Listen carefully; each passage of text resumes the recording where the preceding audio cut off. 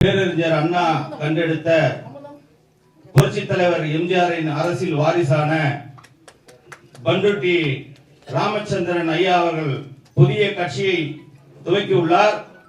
எதற்காக இந்த கட்சியை துவக்கியுள்ளார் என்பதை விளக்கமாக அவர் அறிவிப்பார் என்று தங்களுக்கு தெரிவித்து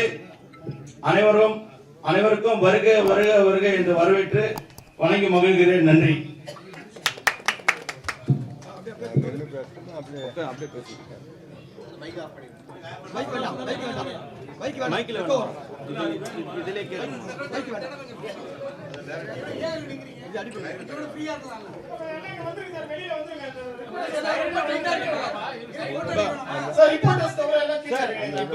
அப்படியே பேசுறவங்க ஓகே தானே?